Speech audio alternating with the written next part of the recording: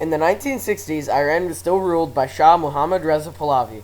During the Iranian Revolution, which started in 1978, Ayatollah Khomeini, a Muslim religious leader that was exiled from Iran in 1964 for creating a campaign against the Shah, came to power and the Shah was brandished.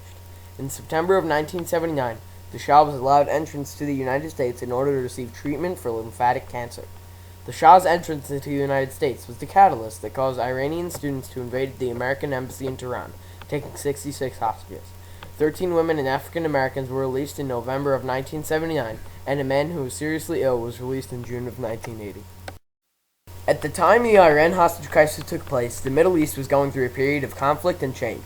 During the 1960s, Iran went through a series of social and economic reforms launched by the Shah, called the White Revolution.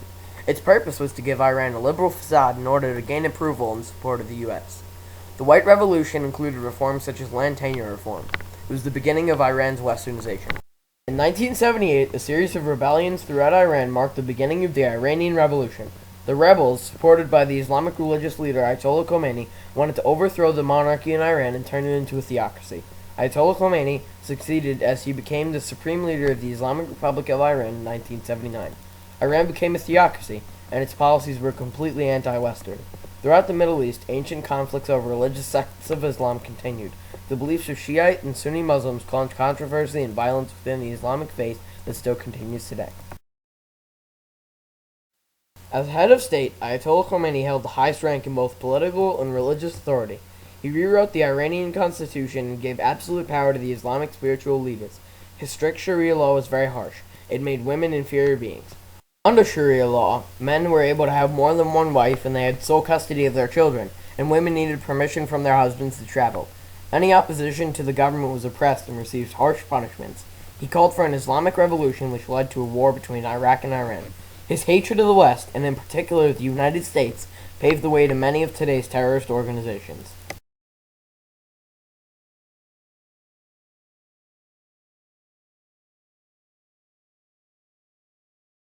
Jimmy Carter was the president of the U.S. from 1977 until 1981. He was a Democrat and former governor of Georgia who ran against Gerald R. Ford for presidency. The hostages were held captive in Iran during the last 14 months of his term. Throughout his presidency, Jimmy Carter made various attempts to free the diplomats. On November 6, 1979, he wrote a letter to Ayatollah Khomeini asking him to release the hostages. 444 days I was not able to walk out of a room without a guard putting a blindfold over my head. I saw daylight twice. I was interrogated. I had guns put to my head. In many cases, they counted from 10 to 1 and wanted me to sign information about who I was, what I was doing in the embassy and so forth, and wanted me to admit that I was a spy. Subsequently, when Iran did not act in response to the official letter, President Carter issued the Executive Order 12170 on November 14, 1979, which blocked Iranian government property.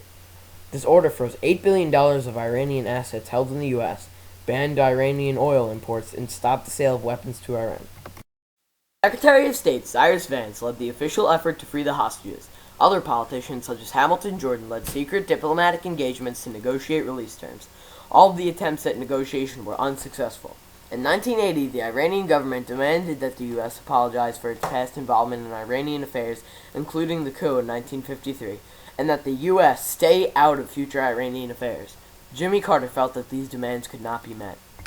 When all else failed, the U.S. government authorized a secret military operation to rescue the diplomats by force. The operation was called Operation Eagle Claw, and it took place on April 25, 1980. Due to 3 malfunctioning helicopters, 8 American servicemen were killed in a crash in the desert in Iran. The next day, Iranians broadcast footage of the crash site where the helicopters were still smoking as a symbol of their triumph. Many investigations and congressional hearings followed the failed rescue attempt. Jimmy Carter's administration was blamed for the failure, and Secretary of State Cyrus Vance resigned. Although diplomatic negotiations continued, the catastrophe left the administration utterly paralyzed. Throughout the Iran hostage crisis, Ayatollah Khomeini continued his anti-American campaign. He denounced Western civilization, and the Iranian people followed his example. As an Islamic theocracy, Iran led the way for future anti-American states. Ayatollah Khomeini's regime created a hatred for America that still exists today. The beginning of the end of the Iran hostage crisis occurred on September 12, 1980, as Ayatollah Khomeini announced 4 conditions for the release of the hostages, which were: 1. The Shah's American fortune, amounting to billions of dollars, was to be remitted to the Iranian government. 2. American claims against Iran in the International Court of Justice were to be nullified. 3. Iranian assets frozen in American banks were to be released. And 4. The United States was to promise never to interfere with Iran's affairs. Secret talks to resolve the crisis had now a better chance of succeeding since the Shah was dead and his wealth was no longer in American banks. Furthermore, Iran was in need of military weapons since the threat of war with Iraq was imminent. In 1980, Jimmy Carter ran against a Republican opponent named Ronald Reagan. He campaigned with George H.W. Bush, a former Texas congressman, as his choice for vice president. He won the election because U.S. citizens believed that a change in government was needed in order to release the hostages. During the U.S. election of 1980, the director of President Ronald Reagan's campaign, William Casey, along with CIA operatives, met with the Iranian officials in Europe to negotiate the diplomats' release. Within moments of Ronald Reagan's inauguration on January 20th, 1981, the hostages were released.